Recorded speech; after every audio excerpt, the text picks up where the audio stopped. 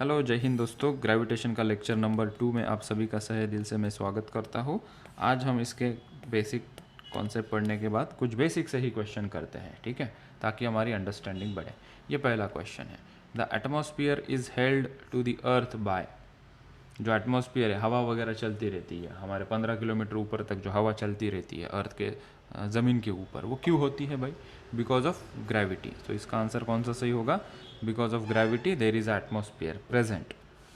दूसरा क्वेश्चन, ये पहला क्वेश्चन हो गया। अभी दूसरा क्वेश्चन देखते हैं। The weight of a body at the centre of the earth. Earth के सेंटर में अगर चले जाएं, हम ज़मीन खोद के अर्थ के सेंटर पे चले जाए, वहाँ पे मेरा वेट कितना होगा? ठीक है, ये आगे पढ़ने वाले हैं, लेकिन इसकी समझ बढ़े इसलिए मैंने ये क्वेश्चन यहाँ पे डाला है कि ये अर्थ है ना, ये अर्थ है, ये मान लो ये अर्थ का सरफेस है, हम यहाँ पे हैं फिलहाल, ठीक है। तो हमारा वेट हमें फील होता है। वेट समझते हो ना? Weight is nothing but mass into acceleration due to gravity. तो वेट किसके ऊपर डिपेंड है भाई? Weight acceleration due to gravity के ऊपर डिपेंड है। अगर जी की वैल्यू कम हो गई, जी की वैल्यू होती कितनी है भाई? जी की वैल्यू कितनी लेते हैं हम?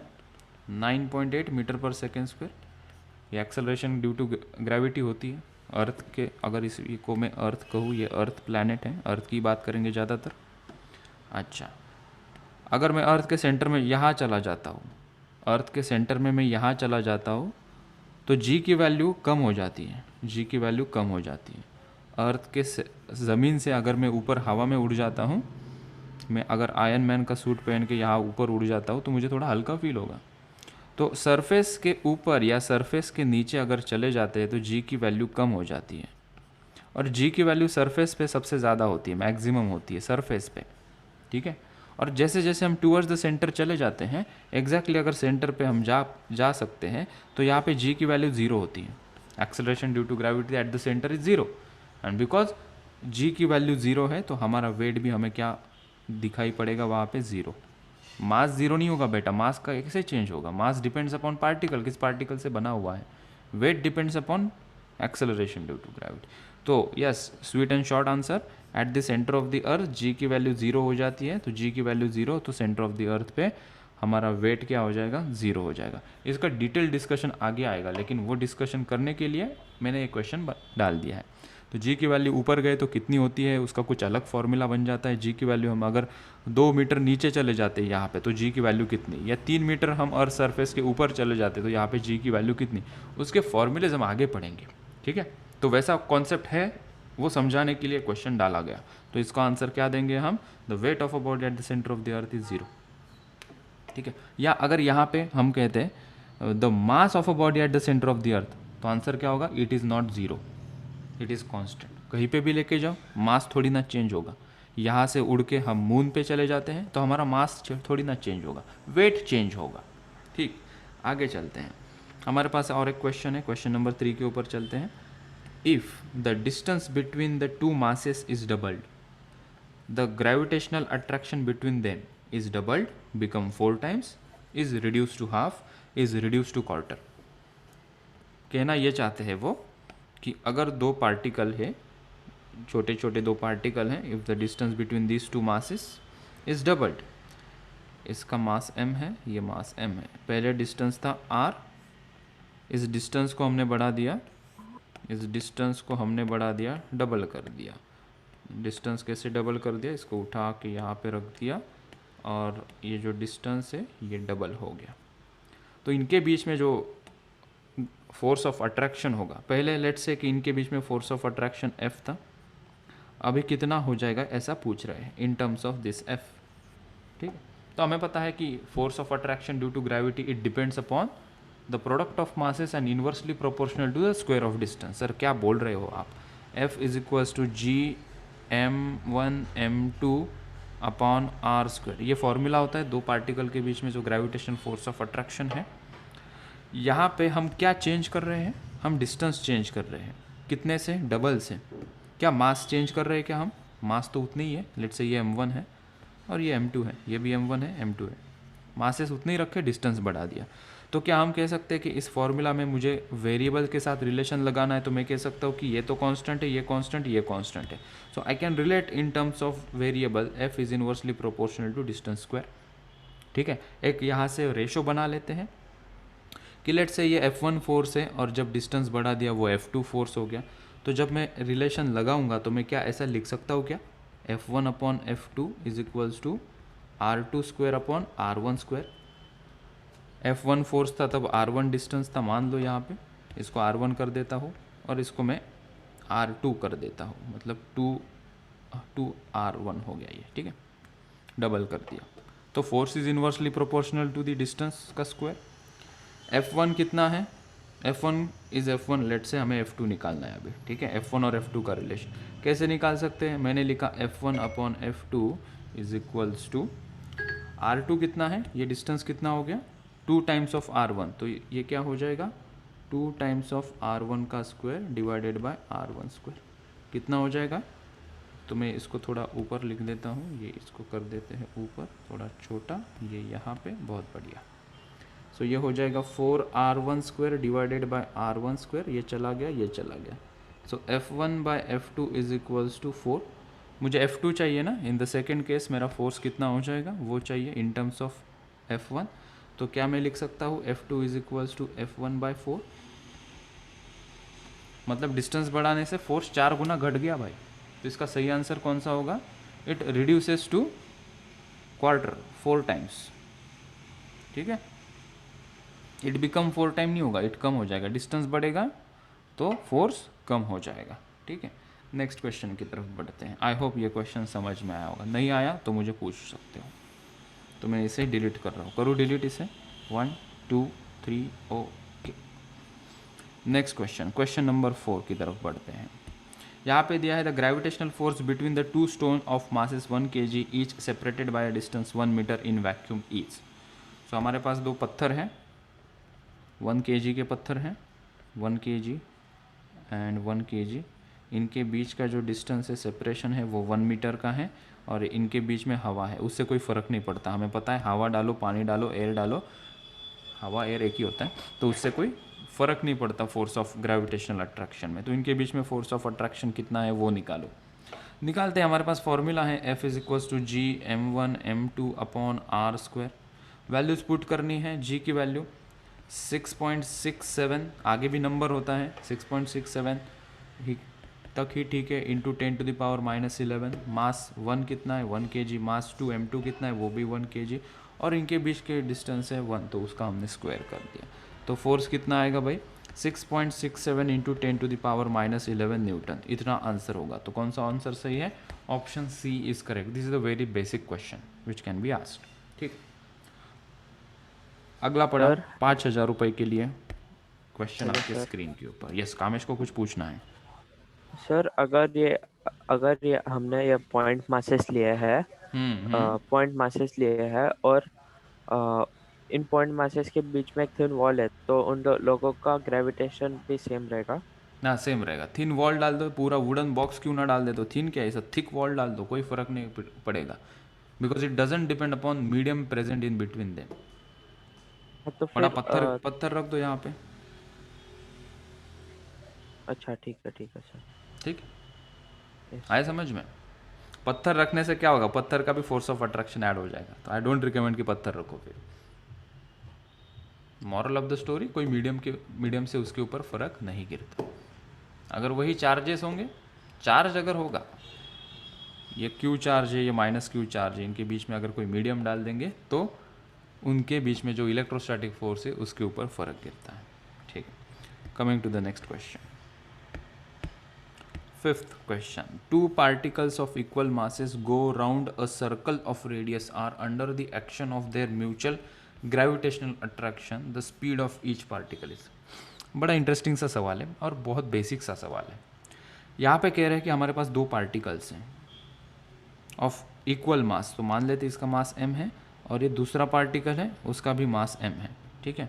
वो घूम रहे हैं दोनों, ठीक है, मतलब ये जो पार्टिकल है ये घूम रहे हैं, मतलब इनके पास वेलोसिटी होगी कुछ, उसके कारण घूम रहे हैं। पहले m को मैं थोड़ा ऊपर यहाँ दिखा दूँ, यस।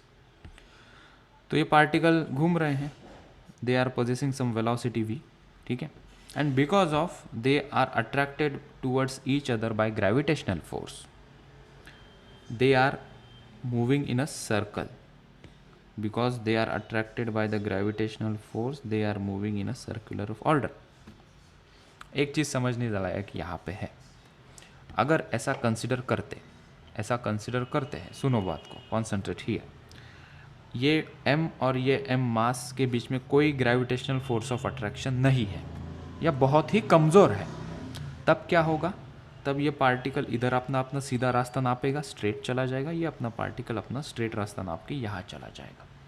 लेकिन इनके बीच में gravitational force of attraction present है, तो क्या होगा? ये मास इसको अट्रैक्ट करेगा और ये मास इसको अट्रैक्ट करेगा, तो इनके बीच में सेंटर ऑफ अट्रैक्शन फोर्स हुआ। So because they are mutually attracted by each other and they possesses some individual velocity, hence they are performing circular motion. ये सर्कुलर मोशन क्यों परफॉर्म कर रहे हैं? एक तो उनके पास वेलोसिटी v है और एक ये एक दूसरे के साथ बंधे हुए हैं बाय ग्रेविटेशनल अट्रैक्शन फोर्स। एक सिंपल एक्सप्लेनेशन और सुन लो।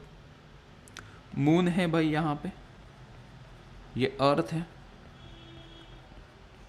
ये मून यहाँ पे है। मुझे बताओ मून अर्थ के अराउंड क्यों रिवॉल्व करता है भाई? क्या ज़रूरत है उसको? किसने बोला इसको अर्थ के साथ रिवॉल्व करो?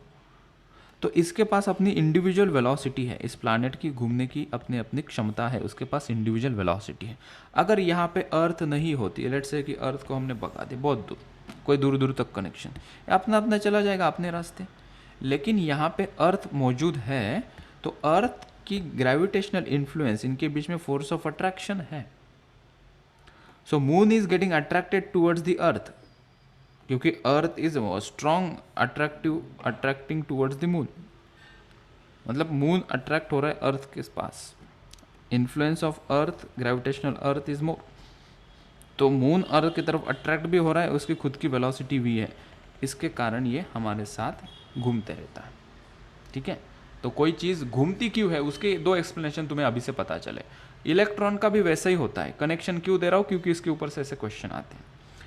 कोई इलेक्ट्रॉन है भाई, ये इलेक्ट्रॉन है, हमने बचपन में पढ़ा कि इलेक्ट्रॉन हमारे न्यूक्लियस के अराउंड रिवॉल्व करता है। क्यों भाई, क्या ज़रूरत है इस इलेक्ट्रॉन को रिवॉल्व करने की? थोड़ा अच्छे से रिवॉल्व करवाते हैं इसे।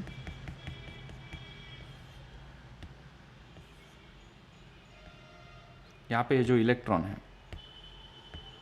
ये इलेक्ट्रॉन क्यों रिवॉल्व करता है भाई? चला क्यों नहीं जाता, भाग क्यों नहीं जाता न्यूक्लियस को छोड़ के? बहुत बेसिक सा सवाल है। आंसर भी बहुत बेसिक है कि इलेक्ट्रॉन के पास अपनी खुद की एनर्जी है, उस वेलोसिटी v उसके पास है, और साथ ही साथ इनके बीच में फोर्स ऑफ अट्रैक्शन है, and because of this reason it is performing circular motion. जैसे स्क्रीन शेयर कर देते हैं, आ गई अभी स्क्रीन, चेक करो एक बार। सर आपका आवाज बहुत लो हो गया, मतलब अभी देखो, चेक करो आवाज सेम है। बाकी लोग भी बताएं मुझे, can you hear me? Clear.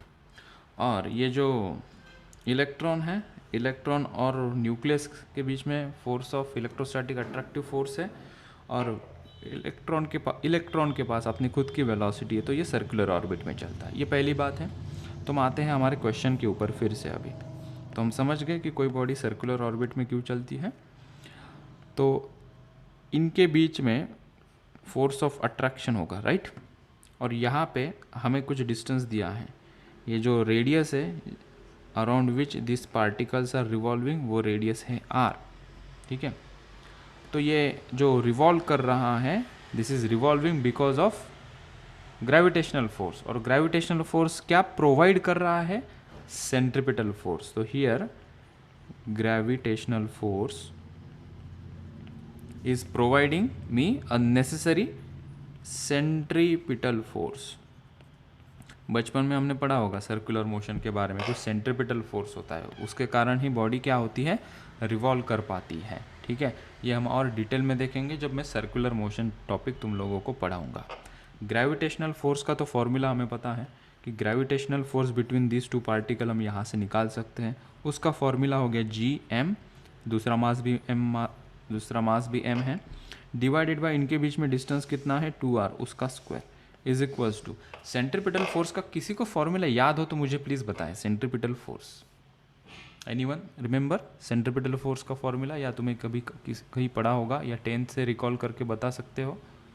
Centripetal force का फॉर्मूला होता है M V square upon R. So M V square divided by R. R is nothing but distance from the centre. इसका सेंटर का डिस्टेंस कितना है, कोई भी एक मास से देखते हैं तो वो है आर, उसका square M V square by R. उसका स्क्वायर नहीं करना है. M V square by R is nothing but centripetal force. ठीक, तो ये स्मॉल एम मास है, this is small M. M M cut हो जाएगा, एक एम और एक एम कट हो जाएगा. ये 4r स्क्वायर हो जाएगा तो एक r कट हो जाएगा यहाँ से.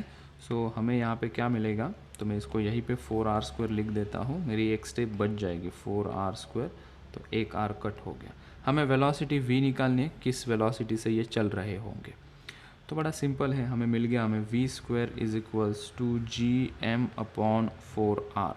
तो हम लिख सकते हैं v is equals to under root of G M upon R. Under root 4 is होगा 2, तो वो बाहर जाएगा, तो ऑप्शन सी इज करेक्ट.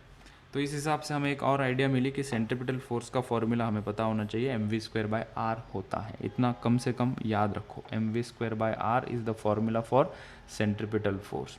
और इन दोनों को सर आपने इक्वल क्यों किया, बिकॉज ग्रेविटेशनल फोर्स क्या प्रोवाइड कर रहा है, नेसेसरी सेंट्रिपिटल फोर्स. और नेसेसरी सेंट्रिपिटल फोर्स प्रोवाइड हो रहा है, इसलिए तो इसका मोशन सर्कुलर मोशन हो रहा है. ठीक है, तो दो तीन चीज़ें इंटरलिंक्ड है. सर्कुलर मोशन होने के लिए सेंट्रिपिटल फोर्स ज़रूरी होता है. ये केस में सेंट्रिपिटल फोर्स किसने दिया, ग्रेविटेशनल फोर्स ने दिया. जैसे मान लो कि कोई कर्व ट्रैक है, यहाँ पे तुम्हारी गाड़ी चल रही है, ये गाड़ी कर्व ट्रैक पे चल रही है v वेलोसिटी से, तो यहाँ पे तुम ऐसा कर्व पे टर्न ले पाते हो. क्यों, क्योंकि नेसेसरी सेंट्रिपिटल फोर्स कोई ना कोई प्रोवाइड कर रहा होगा. यहाँ पे friction between the tyre and the road is providing the necessary centripetal force.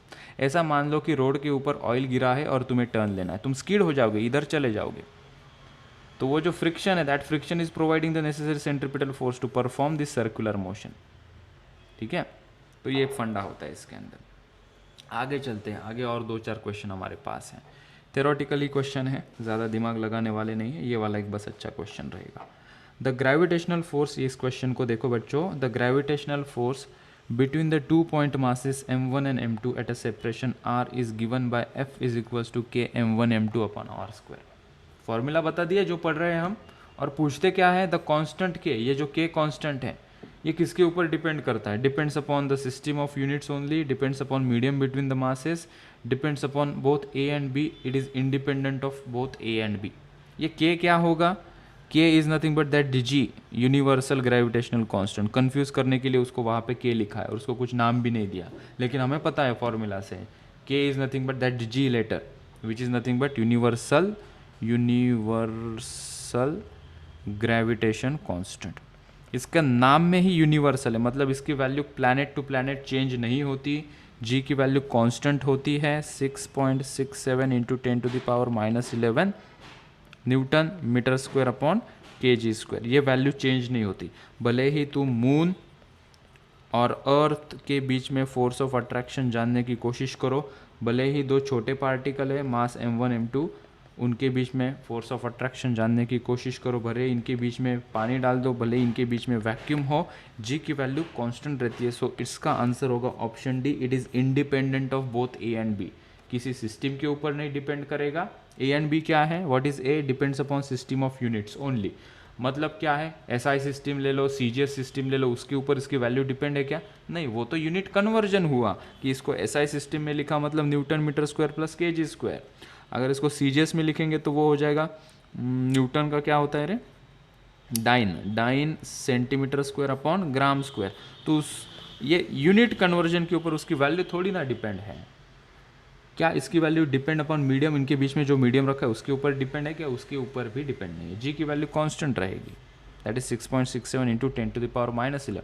हाँ, फर्क कहाँ आएगा, इसकी वैल्यू अगर सीजीएस यूनिट में लिखेंगे तो ये 6.67 इंटू 10 टू द पावर -8 हो रहा था, लेकिन हम यूनिट चेंज कर रहे हैं, इसके लिए वो कंपनसेशन हो गया, लेकिन उसकी कांस्टेंट वैल्यू कभी चेंज नहीं होगी. तो इसका ऑप्शन क्या होगा, option D, it is independent of both A and B. Next question, force of gravitation is, force of gravitation कैसा है, रिपल्सिव है क्या, नहीं. क्या वो इलेक्ट्रोस्टैटिक फोर्स है क्या, नहीं. क्या वो नॉन कंजर्वेटिव फोर्स है क्या? नहीं। कौन सा फोर्स है वो? Conservative force. अभी कंजर्वेटिव का मतलब क्या होता है, कोई बता सकता है? What is mean of conservative? Conservative का मतलब कोई बताएगा? किसी को पता नहीं है कंजर्वेटिव का मतलब? कंजर्वेटिव नॉन कंजर्वेटिव हमने नहीं पढ़ा क्या वर्क पावर एनर्जी में? कंजर्वेटिव का मतलब क्या होता है कि लेट्स से कि ये ग्राउंड है, ये ग्राउंड है, ऊपर से हम कोई बॉल फेंक रहे हैं तो ये बॉल नीचे गिर जाएगा under the influence of gravity. तुमने उस बॉल को वापस उठाया, वापस फेंक दिया, नीचे गिर जाएगा। ऐसे कितनी बार कर सकते हो? 10 बार कर सकते हो, 100 बार कर सकते हो, 1000 बार कर सकते हो। क्या कभी ग्रेविटी कहेगी क्या नहीं अभी मैं इस बॉल को नीचे नहीं आने दूंगा, मैं इस बॉल को ऊपर फेंक दूंगा? या जिस स्पीड से वो नीचे गिर रहा था अभी थोड़ा स्लो नीचे गिर रहा है, ऐसा कभी देखने को मिलेगा क्या? मतलब जहाँ पे कोई लॉस नहीं होता, एनर्जी का कोई लॉस नहीं होता, एनर्जी कंजर्व होती है, उसको कहते हैं कंजर्वेटिव फोर्स। तो yes, force of gravitation is conservative. Non conservative का कोई एग्जांपल बता सकता है कि किसकी दिमाग की बत्ती अगर जली होगी तो वो मुझे बताएं। What is non conservative? Friction force is non conservative force, right. उसमें लॉस हो जाता है, हीट के फॉर्म में, साउंड के फॉर्म में लॉस हो जाता है। चलो नेक्स्ट क्वेश्चन देखते हैं। The mass m is divided into two parts, xm and 1 minus xm, for a given separation. The value of x for which the gravitational attraction between the two pieces become maximum is. Question की language समझने की पहले कोशिश करते हैं। हमारे पास एक छोटा सा मास था, छोटा सा बोलने की क्यों ज़रूरत है, हमारे पास एक मास था जिसकी वैल्यू कितनी थी? m। ओके, उसको हमने तोड़ दिया 2 टुकड़ों में। एक पार्ट हो गया x इंटू एम, एक पार्ट क्या हो गया x into M, X M, और दूसरे का मास कितना हुआ वो कह रहे 1 minus X M, 1 minus X into M. इसको हमने तोड़ दिया, ये एक्स एम, ठीक है। 2 टुकड़ों में मैं इसको तोड़ दिया, एक टुकड़ा हो गया एक्स एम, एक टुकड़ा होगा 1 माइनस एक्स, ठीक है। हमें बोल क्या रहे हैं ये, ठीक है, तोड़ दिया। फॉर अ गिवन सेपरेशन, इनके बीच में जो डिस्टेंस है वो सेपरेशन के लिए मुझे x की वैल्यू बताओ। The value of x for which gravitational attraction between the two pieces become maximum. इनके बीच में कोई डिस्टेंस है r, तो ये x की वैल्यू कितनी होनी चाहिए ताकि इनके बीच में ये जो मासेस, जो टुकड़े हमने गिराए हैं, उनके बीच में फोर्स ऑफ अट्रैक्शन मैक्सिमम हमें देखने को मिले। x क्या होगा, ये नंबर है कोई, मतलब m/2 ऐसे टुकड़े करोगे क्या, इसको 3m/2 और m/2 कितना रखोगे, इनका रेशो कैसा ब्रेक डाउन करोगे ताकि इनके बीच में जो फोर्स ऑफ अट्रैक्शन है वो मैक्सिमम हो। डिस्टेंस उतना ही रखना है, लेकिन मासेस कैसे लोगे, कितने पोर्शन में कट डाउन करोगे? 25%, 75% के रेशो में कट करोगे? कैसे कट करोगे ताकि इनके बीच में फोर्स ऑफ अट्रैक्शन मैक्सिमम हो? करने का तरीका बता रहा हूँ यहाँ पे। वो हमारा डिफरेंशिएशन मैक्सिमा मिनिमा का कॉन्सेप्ट यहाँ पे लगाना है, उसे ध्यान से समझ लो, क्योंकि बहुत बार इस टॉपिक के आगे ये हमें बहुत बार एनकाउंटर करेगा, हमें देखने को मिलेगा कि मैक्सिमा मिनिमा करो, तो हमें ये पता होना चाहिए कि कैसे करते हैं। इस टाइप का क्वेश्चन बहुत देखने को मिलेंगे और ये सिमिलर होते हैं, बस एक तरीका समझ लो। हमारे पास ये distance between them let's say कि r कंसिडर किया हमने, इनके 2 टुकड़े हो गए, तो इनके बीच में फोर्स ऑफ अट्रैक्शन का फॉर्मूला हमें पता है, F is equals to Gm1m2 upon r²। Capital G तो कैपिटल G रहेगा। m1 क्या होगा, एक मास जिसका मास हो गया x इंटू एम। m2 क्या होगा 1 minus X into M, divided by इनके बीच में डिस्टेंस कितना है r, तो उसका स्क्वायर r², ठीक है। अभी यहाँ पे क्या क्या कांस्टेंट है वो चीज़ें देखते हैं। g की वैल्यू कांस्टेंट है और r², इनके बीच का जो डिस्टेंस है फॉर अ गिवन सेपरेशन मतलब डिस्टेंस तो कांस्टेंट रखा है।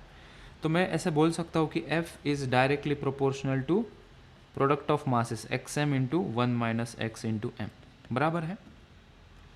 बाकी तो कांस्टेंट में चले गए तो वो लिखा नहीं मैंने। अच्छा, इसके आगे वाली स्टेप देखो मैं क्या कर रहा हूँ, पहले इसको थोड़ा सिंप्लीफाई कर लेते हैं।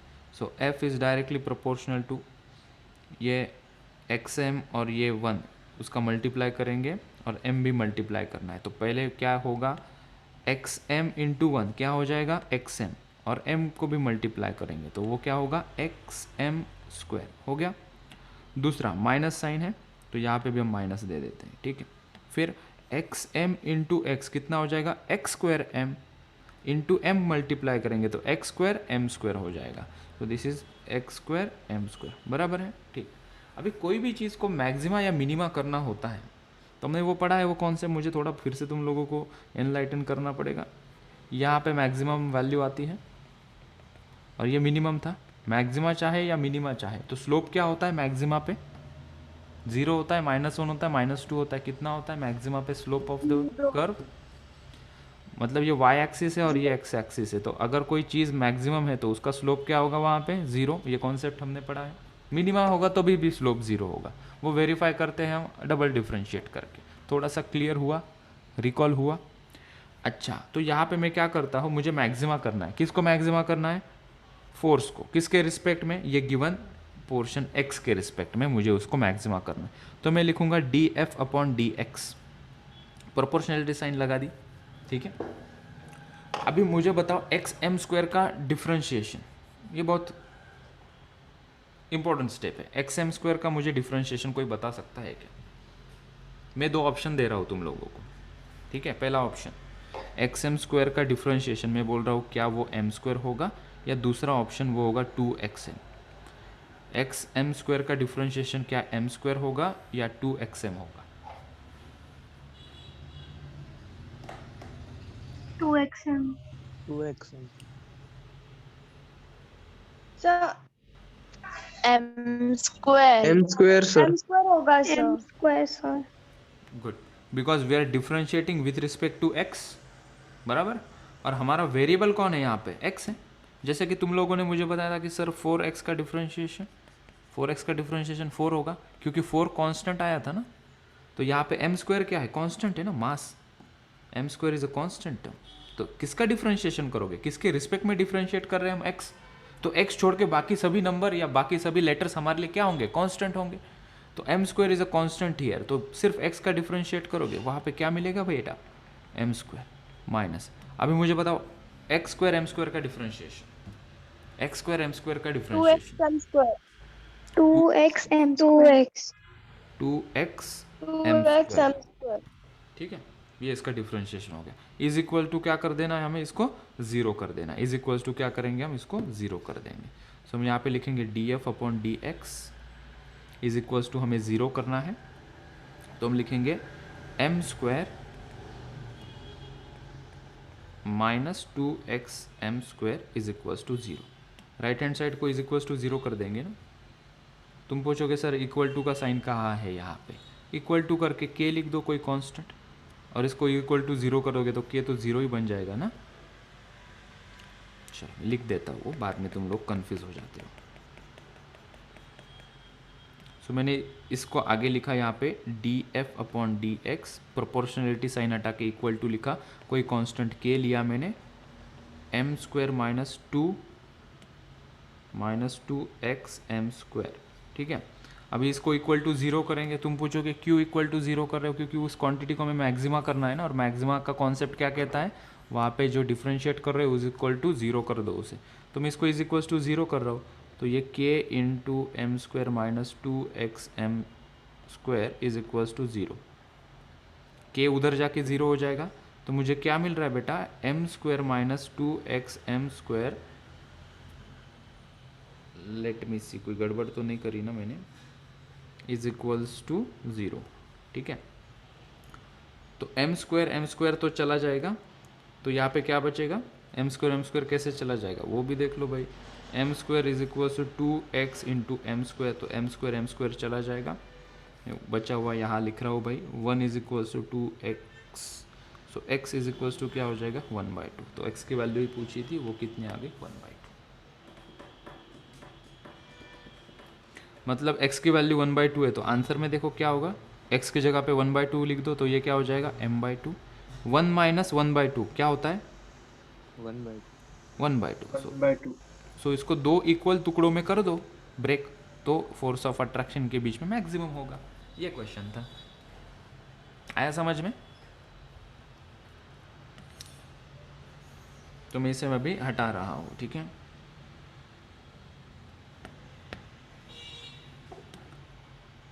इससे अच्छा मैं क्या कर देता हूँ, इसको छोटा कर देता हूँ, जब कभी हम रिवाइज करेंगे आगे चल के तो हमें वो मिले यहाँ पे। इसको जूम करके एज इट इज़ देख सकते हैं। Okay fine. इसका कोई आंसर दे, मुझे खुद से पढ़ो और मुझे इसका आंसर चाहिए। इस क्वेश्चन का आंसर क्या होगा? बड़ा सिंपल है। सो इसका आंसर सही कौन सा रहेगा? Option A. Okay, this is the correct answer, ठीक है। ओके, तो अभी पढ़ते हैं हम vector representation of gravitational force. तो मेरे साथ हेडिंग लगाएंगे सभी दोस्त, vector representation of gravitational force. बस एक मिनट होल्ड करना, ठीक। चलो, तो हमारे पास दो मासेस हैं, m1 m2, ठीक है। इनके बीच में फोर्स ऑफ अट्रैक्शन कितना है बता दिया sir, F is equal to G m1 m2 upon R square, ठीक है। हम इसको वेक्टर फॉर्म में लिखना चाहते हैं। फोर्स कौन सी क्वांटिटी है बेटा? वेक्टर क्वांटिटी है ना, तो वेक्टर फॉर्म में इसको कैसे लिखोगे? हम generally F is equals to G m1 m2 upon R square लिखेंगे। इनके बीच का डिस्टेंस मान लो r है, तो ये तो नॉर्मल सा स्केलर फॉर्म में हुआ, इसको वेक्टर फॉर्म में मुझे लिखना है। तो वेक्टर फॉर्म में हम लिखेंगे, तो लिखने का क्या तरीका होगा? सबसे पहले देखते हैं कि m1 फोर्स, m1 जो मास है m2 को अट्रैक्ट कर रहा है। कॉन्सेप्चुअली देखो, m1 मास m2 को अट्रैक्ट कर रहा है अपनी तरफ, ठीक है। तो वो फोर्स हम दिखा देते हैं कि दूसरा कलर ले लो सर, ये m1 मास m2 को अपनी तरफ खींच रहा है इधर की तरफ, उसको हम दिखा देते हैं F से। और m2 मास क्या कर रहा है? m1 को अपनी तरफ खींच रहा है इधर, उसको हम f डैश से दिखा देते हैं, f डैश से दिखा देते हैं। वो 1-2 सफिक्स से खेलना चाहोगे तो वैसा भी खेल सकते हो। हम कहेंगे कि this f force is nothing but force of 1 on 2, और इसको कहेंगे force of 2 on 1, correct, right. जब हम वेक्टर फॉर्म में दिखाते हैं ना, तो हमें पोजीशन वेक्टर बताना पड़ेगा, डिस्टेंस थोड़ी ना बताएंगे, हम पोजीशन वेक्टर बताएंगे, ठीक है। लेट्स से मैं पोजीशन वेक्टर सिलेक्ट करता हूँ यहाँ से यहाँ तक, यहाँ से यहाँ, ये क्या है? ये पोजीशन वेक्टर है। इसका डायरेक्शन कहाँ है? m1 से लेकर m2 तक है, ऐसा कंसिडर किया। उल्टा भी कंसिडर कर सकते हो तुम, यहाँ से यहाँ, ठीक है। तो ये पोजीशन वेक्टर है r, उसके ऊपर एरो। नॉर्मल अगर लिखते हैं तो पोजीशन वेक्टर वगैरह कुछ नहीं लिखते, हम कहते हैं कि इनके बीच में डिस्टेंस कितना है भाई? r है। लेकिन हमें वेक्टर फॉर्म में लिखना है, तो हमें इसको एज अ डिस्टेंस ने एज अ पोजीशन वेक्टर लिखना पड़ेगा। तो उसका डायरेक्शन भी होता है ना पोजीशन वेक्टर का। तो मैंने बताया कि इसका पोजीशन वेक्टर का डायरेक्शन मान लो m1 से m2 की तरफ है, तुम उल्टा भी मान सकते हो, ये भी मैंने बता दिया, ठीक है। ये क्या लिखा सर आपने? F21 F12। F12 क्या है? 1 ने 2 के ऊपर अपनी तरफ फोर्स लगाया, मतलब m2 को अपनी तरफ खींचा। F21 क्या है? 2 ने 1 को अपनी तरफ खींचा, राइट। हम F12 और F21 अभी इंडिविजुअली लिखेंगे, ठीक है। अगर मुझे F12 दिखाना है, F12 क्या है? m1 ने m2 को अपनी तरफ खींचा। F12 मुझे वेक्टर फॉर्म में दिखाना है, तो वो मैं कैसे दिखाऊंगा? देखो अभी, ठीक है। G तो लिखा मैंने, G लिखा, m1 लिखा, m2 लिखा, डिवाइडेड बाय आर स्क्वायर भी लिख दिया। ये हो गया मैग्नीट्यूड। इसका डायरेक्शन कैसा है? इसका डायरेक्शन इधर की तरफ है। तो मैंने कहा पोजीशन वेक्टर के रिस्पेक्ट में कहाँ है? उसके अपोजिट डायरेक्शन में है। पोजीशन वेक्टर का डायरेक्शन यहाँ से यहाँ तक है, F12 का डायरेक्शन यहाँ से यहाँ तक है। तो हम इसको लगा देंगे एक minus sign r cap. Sir क्या बताया आपने? देखो यहाँ तक तो बात सब ठीक चल रही थी सर, ये माइनस कहाँ से आ गया? और ये r के ऊपर अपने से टोपी क्यों लगाई, एरो क्यों नहीं दिया? टोपी लगाई मतलब क्या है? ये यूनिट वेक्टर है। यूनिट वेक्टर समझते हो तुम? वो डायरेक्शन बताता है। मतलब F12 ये जो फोर्स लगा रहा है 1 2 के ऊपर इधर की तरफ, उसका डायरेक्शन तो बताना पड़ेगा ना। वेक्टर फॉर्म में लिख रहे हैं, force is a vector quantity, हम इसको वेक्टर फॉर्म में लिख रहे हैं। तो ये जो फोर्स 1 2 है, 2 के ऊपर जो 1 फोर्स लगा रहा है, उसका डायरेक्शन क्या होगा? हमने कहा कि इन टर्म्स ऑफ पोजीशन वेक्टर के टर्म में हम दिखाएंगे। तो इसका डायरेक्शन यहाँ से यहाँ तक है, ठीक है। तो वो वेक्टर को पोजीशन वेक्टर में लिखेंगे हम r कैप, और उसका डायरेक्शन यहाँ था पोजीशन वेक्टर का, लेकिन हमारा डायरेक्शन यहाँ से यहाँ तक है तो उसको हमने -r लिखा। ओके, अगर F21 लिखना है हमें, F21, तो उसको कैसे लिखेंगे? हम लिखेंगे Gm1 m2 upon r square, और इसका डायरेक्शन कहाँ है? पोजीशन वेक्टर की तरफ ही है, in the direction of position vector. तो पोजीशन वेक्टर का यूनिट वेक्टर हमने यहाँ पे लिख दिया, ठीक है। अभी ये पोजीशन वेक्टर कोई कंफ्यूज हो रहा है तो मैं यहाँ पे लिख के देता हूँ, this is a position vector का direction. Position represents position vector का डायरेक्शन। ये r पोजीशन वेक्टर है, उसका डायरेक्शन दिखाना है तो इससे, उसके अपोजिट डायरेक्शन में तो -r, मतलब इधर जा रहा है। ओके, अभी नेक्स्ट स्टेप बहुत ज़रूरी स्टेप है। सर आप हर एक स्टेप को ज़रूरी बोल रहे हो, है ही तो क्या करें? तुम्हें ये चीज़ पता है क्या, हम वेक्टर को, किसी भी वेक्टर को कैसे लिखते हैं? उसका मैग्नीट्यूड इनटू उसका डायरेक्शन। ये चीज़ तुम लोगों को पता होगी तो मुझे बताओ, फिर आगे बताने में मतलब है। वेक्टर टॉपिक में हमने पढ़ा था, कोई भी वेक्टर को उसका मैग्नीट्यूड इनटू उसका डायरेक्शन के फॉर्म में हम लिखते हैं, ठीक है। तो मैं यहाँ क्या करना चाहता हूँ, मैं ये पोजीशन वेक्टर को रिप्लेस करना चाहता हूँ किसी दूसरे टर्म से, और वो क्वेश्चन हर बार पूछते हैं।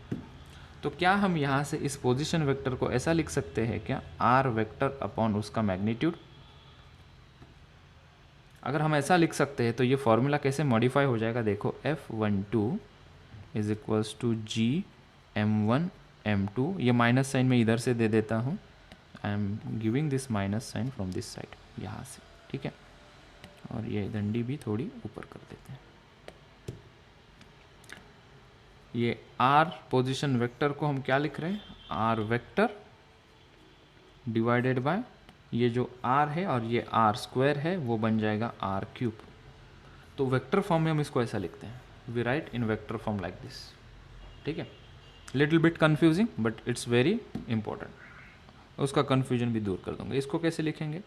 F21 is equals to Gm1 m2 upon r cube, और ये उसका पोजीशन वेक्टर को हमने रिप्लेस कर दिया एरो से, ठीक है। अभी फिर से बता रहा हूँ, सुनो बात को। So in vector form we will write in this fashion. कैसे स्टार्ट किया हमने कहा कि दो पॉइंट मासेस है m1 m2, उनके बीच में डिस्टेंस r है, तो फॉर ग्रेविटेशनल फॉर्मूला होता है F is equals to Gm1 m2 upon r square. लेकिन हम इसको वेक्टर फॉर्म में लिखना चाहते हैं। वेक्टर फॉर्म में लिखोगे मतलब डायरेक्शन तुम्हें बताना पड़ेगा, और यहाँ पे m1 m2 को अट्रैक्ट कर रहा है, m2 m1 को अट्रैक्ट कर रहा है, तो उनके डायरेक्शन एक दूसरे के अपोजिट है, वो एक बात। दूसरी बात क्या है, हमें एक पोजीशन वेक्टर लेना पड़ेगा, तो मैंने पोजीशन वेक्टर लिया ये r, उसका डायरेक्शन यहाँ से यहाँ तक, ठीक है। अभी वेक्टर फॉर्म में लिखते हैं, तो फोर्स ऑफ 1 ऑन 2 ये लिया हमने, उसका मैग्नीट्यूड ये और उसका डायरेक्शन ये। मैग्नीट्यूड तक तो बात सही थी, डायरेक्शन में क्या किया हमने, इसका डायरेक्शन क्या होगा फोर्स का इधर, तो हम आई जे के कैप भी लिख सकते थे, लेकिन इसके टर्म में हमें लिखना था। ये तो वेक्टर है, इसका डायरेक्शन क्या होगा, तो हमने कहा डायरेक्शन दिखाने वाला वेक्टर आर कैप होता है उसका। तो आर कैप क्या है, it is a direction in this direction, लेकिन हमारे फोर्स का डायरेक्शन उसके अपोजिट डायरेक्शन में, इसलिए माइनस आर कैप हमने लिखा। तो ये उसका क्या हो गया, दिस इज मैग्नीट्यूड, और ये जो कैप में लिखा है हमने, ये उसका क्या है, डायरेक्शन है। तो यहाँ पे भी देखो ये क्या है, अगर F21 की बात करेंगे तो यहाँ पे माइनस क्यों नहीं लिखा, क्योंकि ये फोर्स का डायरेक्शन हमारे पोजीशन वेक्टर के डायरेक्शन के अलोंग है, तो आर कैप पॉजिटिव लिया हमने। सो वो मैग्नीट्यूड ये है और ये क्या है, उसका डायरेक्शन है, ठीक है। फिर हमने गूगली क्या डाली, हमने कहा कि इस आर कैप को हम रिप्लेस करना चाहते हैं, क्यों, हमारी मर्जी। आर वेक्टर को हम क्या लिखते हैं, कोई भी वेक्टर को क्या लिखते हैं, उसका मैग्नीट्यूड इनटू उसका डायरेक्शन। जैसे कि कोई क्वांटिटी मेरे पास है, वेलोसिटी है, वेलोसिटी इज इक्वल्स टू हम लिखेंगे 2i कैप, तो 2 क्या हो गया, इसका मैग्नीट्यूड, i कैप क्या होगा, उसका डायरेक्शन। तो जनरलाइज हम लिखते हैं कोई भी वेक्टर क्वांटिटी को मैग्नीट्यूड इनटू उसका डायरेक्शन। तो मैं डायरेक्शन को टर्म को रिप्लेस करना चाहता था बाय इसका वेक्टर अपॉन उसका मैग्नीट्यूड, वो हमने यहाँ पे रिप्लेस कर दिया, ये यहाँ पे देख सकते हैं। तो ये जो मैग्नीट्यूड ये जो यूनिट वेक्टर है उसको रिप्लेस कर दिया फुल वेक्टर अपॉन उसका मैग्नीट्यूड, तो ये आर स्क्वायर और ये इसका जो आर है वो आर क्यूब बन गया, ठीक है। तो वेक्टर फॉर्म में हम ऐसा लिखते हैं। तो क्वेश्चन कैसा पूछता है, क्वेश्चन ऐसे पूछता है कि ग्रेविटेशनल फोर्स को वेक्टर फॉर्म में कैसे रिप्रेजेंट किया जाएगा, और 4 ऑप्शन दे देते हैं, और ऑप्शन में स्लाइट ट्विस्ट यहाँ देते हैं, वो ट्विस्ट यहाँ होता है। ये ऑप्शन नंबर 1 होगा। ऑप्शन नंबर 2 ऐसा दे देंगे कि नीचे r³ है और ऊपर ये एरो दे देंगे ऐसा, तो ये ऑप्शन सही होगा क्या? नहीं। अगर हमें उसके यूनिट वेक्टर के फॉर्म में लिखना है तो डिवीजन में क्या आता है? r²। अगर एरो के फॉर्म में है तो नीचे क्या आता है? r³ आता है। बस इतना भी याद रखोगे तो भी काम चल जाएगा। फिर सवाल ऐसा पूछते हैं कि अगर तुम इसको ऐसा लिख रहे हो, तो इसका मतलब हो गया force is inversely proportional to r³। लेकिन हमने अभी पढ़ा है कि न्यूटन ने बोला कि F is inversely proportional to r²। तो उसका एक्सप्लेनेशन क्या है? When you write in a vector form, तुम इसको देख के तुम ये रिलेशन मत लगाओ। इस फॉर्मूला को देख के, इस वेक्टर रिप्रेजेंटेशन को देख के F का और R का रिलेशन तुम ये कंसिडर नहीं करोगे। What you consider is taking either by seeing this equation which is in this unit vector form or just simply by scalar form। Vector form के और फुल वेक्टर फॉर्म के arrow के तरफ देख के तुम ये रिलेशन गलत है, ये रिलेशन होता ही नहीं, वैलिड ही नहीं है। लेकिन जब वेक्टर फॉर्म में लिखते हैं तो ये हम इस तरीके से रिप्रेजेंट करते हैं, ये तुम्हें याद आना चाहिए, ठीक है। और यहाँ से साफ साफ दिखाई पड़ रहा है हमें F12 vector is in the opposite direction of F21 vector. ये भी प्रूव हो जाता है कि वो अट्रैक्टिव फोर्स है इन दोनों के बीच में, ठीक है। मुझे लगता है हमने अभी यही रुकना चाहिए। बाकी की बातें, बहुत सारी बातें करनी है तुम्हारे साथ, तो वो हम कल के लेक्चर के लिए रखते हैं। तो आज के लेक्चर के लिए इतना काफ़ी है।